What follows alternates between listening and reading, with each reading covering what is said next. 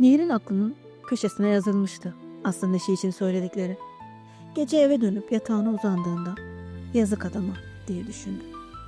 Normalde kadınlar bu haksızlığı yaşıyordu ve ben çok üzülüyordum. Şimdi bir erkeğe üzüleceğim hiç aklıma gelmezdi. Ama işte kadın ya da erkek, haksızlık haksızlıktır sonuçta. Herhangi birinin bu şekilde ezilmesi, bastırılması beni çok üzüyor diye geçirdi içinden. Sonra ama düşünüp üzülmek istemiyorum dedi ve kafasını dağıtmak için kitabını eline alıp geç saatlere kadar okudu. Biraz zaman sonra elinde kitabıyla uyuyakaldı. Sabah erkenden uyandı. Hazırlanıp çıktı ve yine dün arkadaşlarıyla buluştuğu kafeye geçti. Bir kahve istedi. Aslı'nın azarladığı garsonu gördü.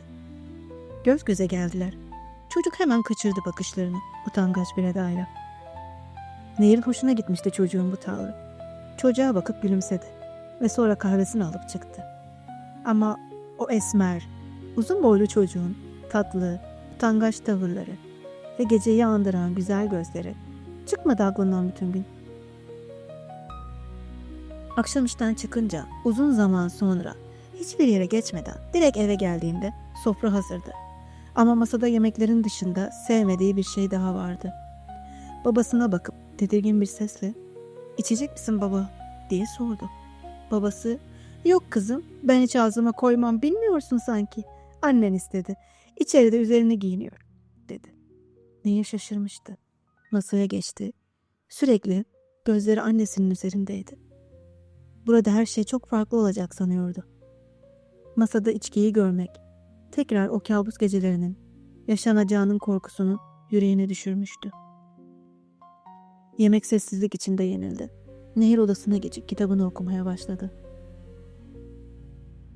Aradan geçen bir saatin arkasından annesinin sesi yükselmeye başladı. Ve Nehir kalbinde tekrar karanlığın sonsuz siyahına yaklaştığını hissetti. Bu kez annesi babasına bağırıyor, hakaret ediyordu. Kulaklarını tıkamaya çalıştı. Sesler gittikçe artınca daha fazla dayanamayıp odasından çıktı. O sırada annesinin babasına doğru yürüdüğünü görünce bir anda geçmişe döndü. 10 yaşındaki Nehir oluverdi. Elleri ayakları titreyen ama tüm cesaretiyle annesini korumak için babasının karşısına dikilen o küçük kız. Derin bir nefes aldı. Hızla ilerledi ve bu kez annesinin önüne geçti. Annesi Nehir'in gözlerine baktı. Nehir'in bakışları öylesine keskin ve donuktu ki adeta nefretini gözleriyle kusuyordu. Bu bakışlardan ürken annesi birkaç adım geriledi. Tek kelime etmeden arkasını döndü ve odasına gitti. Nehir ciğerlerinde biriktirdiği nefesi yavaşça bıraktı. Ardından babasına döndü ve ona sıkıca sarıldı. Babasının korkuyla titreyen bedenini tüm gücüyle kucaklayarak sakinleştirmeye çalıştı. Gözyaşlarını sildi. Babasını kendi odasına götürüp yatağına yatırdı. Babası titreyen bir sesle "Kızım, yine salonda mı uyuyacaksın?" diye sordu. Nehir hafif bir gülümsemeyle "Evet baba, sen beni düşünme, dinlen, uyu," dedi.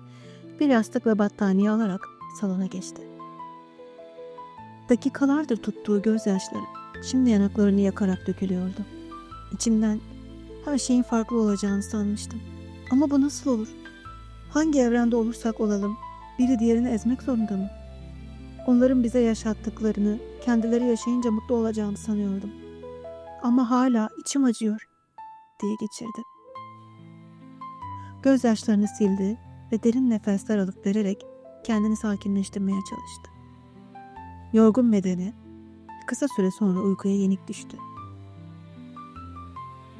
Sabah babasının hazırladığı kahvaltıdan birkaç lokma yedi ve sessizce dışarı çıktı. Kafeye doğru yürümeye başladı. Her zamanki gibi kahvesini alıp işe geçmeyi planlıyordu. Ama içinde tatlı bir kıpırtı vardı. Daha önce hiç dikkat etmediği birinin artık farkındaydı. Kahvesini alırken gözleri sürekli etrafı tarıyordu. Ama onu bir türlü göremedi.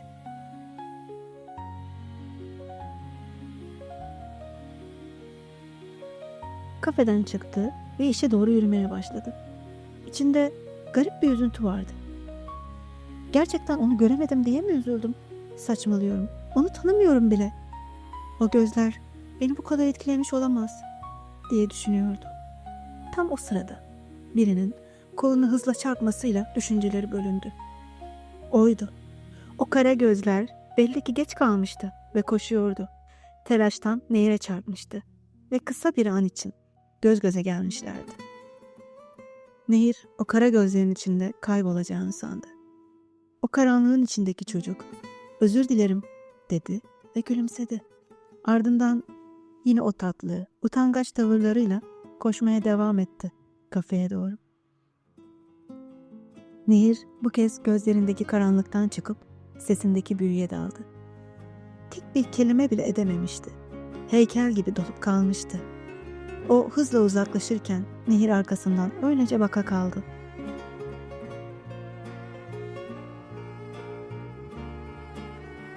Onlar bilmeseler de bu hisler karşılıklıydı. Kerem de bütün gün Nehir'in gözlerindeki derinliği düşündü. Onu görünce nasıl heyecanlandığını, elinin ayağını nasıl dolaştığını hatırladı. Dün sabah neredeyse düşüyordu. O kafeden çıkarken çarptığı bacağının ağrısı 10 dakika kadar sürmüştü.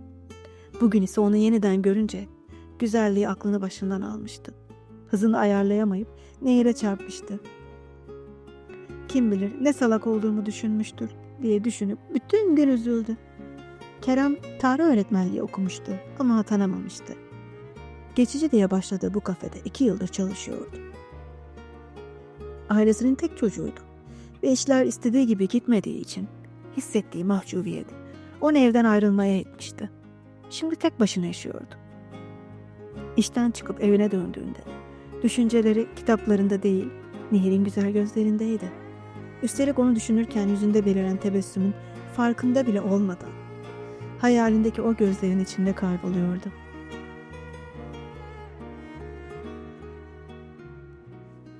Nehir akşam işten eve döndüğünde annesi, "Bu akşam dışarıda yiyelim, hadi hazırlanın," dedi. Babası karısının bu davetini memnuniyetle karşıladı ve hızla odasına gidip hazırlandı. Birlikte babasının anlattıklarını dinlediler. Annesi zaman zaman yorumlar yaptı. Nehir ise onları dikkatle dinledi. Üçüne de sakin ve güzel bir yemek iyi gelmişti. Yemekten sonra anne ve babası kol kola yürürken Nehir de arkalarından arabalarına doğru ilerliyorlardı. Birden sarhoş, uzun boylu, yapılı, saçı başı dağınık, giysileri yırtık bir kadın önlerini kesti. Kadın elinde bir bıçakla para istemeye başladı. Annesi babasını ve Nehir'i arkasına saklamaya çalışarak öne çıktı. "Para falan yok, çekil," dedi yüksek bir sesle. Ama kadın gitmeye niyeti değildi. Neyse ki şanslılardı. Polis arabasının siren sesi duyulduğunda kadın arkasına bile bakmadan kaçtı. Aile titreyen ayaklarıyla telaşla arabalarına atlayıp hızla uzaklaştılar. Yol boyunca annesi babasını ve Nehir'i sakinleştirmeye çalıştı. Babası titrek bir sesle karısına ve kızına bakarak, "Ah, çok korktum, çok. Ya kadın bıçağı saplasaydı ne yapacaktık? Allah'tan polis geçiyor. Kendime zor gelirim artık," dedi. Annesi sakin bir tavırla, "Sakin ol, geçti artık. Bak ben buradayım. Bir şey olmadı işte." "Kızım, iyi misin? Sen de korktun mu? Cesur ol. Kadınlar hiçbir şeyden korkmaz," dedi. Nehir şaşkındı. "Korktum tabii ki. Hem de çok korktum. Birimiz yaralanabilirdik. Sen yaralanabilirdin. Ya da belki ölebilirdin. Sen korkmadın mı?" dedi. Nehir farkında olmadan gözyaşlarını silmeye başladı. Gerçekten korkmuştu. Sevdiklerini kaybetmekten korkmuştu. Kendi hayatı için korkmuştu. Ve annesinin bu kadar sakin olmasına anlam veremiyordu. Annesi hafif bir küçümsemeyle, "Ağlıyor musun sen?" diye sordu. "Kadınlar ağlamaz kızım. Sil gözyaşlarını. Babanı da özlüyorsun. Geçti işte. Bir şey yok," dedi. Nehir derin bir nefes aldı. Annesine baktı. Ve öfkesine engel olamayarak, "Nasıl yani? Kadınlar korkmaz. Kadınlar ağlamaz. Kadınlar insan değil mi? Ne bu saçmalık? Az önce ölebilirdik. Nasıl korkmam? Hangi insan korkmaz ki?" dedi. Annesi, Tamam, sakin ol. Eve gidince yüzünü yıka. Bir şey olmadı işte," dedi. Sesinde yine o rahatlatıcı sakinlik hakimdi. Nehir anlamıyordu. Arabanın arka koltuğundan annesinin aynadaki yansımasına baktı. O ela gözlerin önceki huzurlu bakışları gitmişti. Yerinde çatık kaşların arasında dehşet dolu bir film sahnesini izleyen ama korkusunu belli etmek istemeyen bir insanın donuk, hafif nemli, endişeli ve sessizce sakinleşmeye çalışan çaresiz bakışları vardı. Arabadan indiler. Annesi kapıyı açmaya çalışırken evin anahtarlarını yere düşürdü. Gizlemeye çalışsa da Nehir ellerinin titrediğini fark etti. İçinden o da çok korktu. Ama belli etmemeye çalışıyor.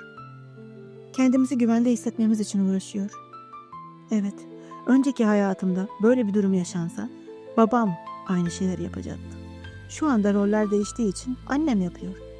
Normalde babam evin reisi olması gerektiği düşüncesiyle az önce annemin söylediği kadınlar korkmaz, ağlamaz sözlerinin erkekler için geçerli versiyonuyla büyütülmüş olacaktı. Bütün bu zorunlulukları yapmak zorunda kalacaktı. İnsan olduğu halde toplumun yasakladığı insani duyguları yaşaması yasak olacaktı. Yaşıyorsa bunları saklaması gerekecekti. Erkek olmanın kurallarına uyması gerekecekti diye düşündüm. Eve geldiklerinde salonda oturup babasının sakinleşmeleri için hazırladığı çayı birlikte içtiler. Akşamın korkulu anları onları bir arada olma ihtiyacı hissettirmişti. Sohbet ettiler, iyice uykuları gelene kadar birlikte televizyon izlediler. Nehir, anne ve babasını ilk defa farklı bir gözle inceledi. Nasıl büyüdüklerini, nelere uymak zorunda kaldıklarını ve bunların şu an oldukları kişiler üzerindeki etkilerini düşünerek aslında böyle düşününce yaptıkları her şey normal diye geçirdi içimden. Çünkü böyle öğretilmiş onlara. Kadın olmak, erkek olmak bu şekilde öğretilmiş. Onlar da öğrendiklerini uyguluyorlar. Seçme şansları olsaydı neler farklı olabilirdi? Kim bilir? Belki de o zaman gerçek kişiliklerini keşfedebilirlerdi. İçlerinde gizlenen gerçek karakterleriyle tanışmayı çok isterdim diye düşündü. O gece üçü de yataklarında bir sağa bir sola dönerek ancak sabaha karşı uyuyabildiler.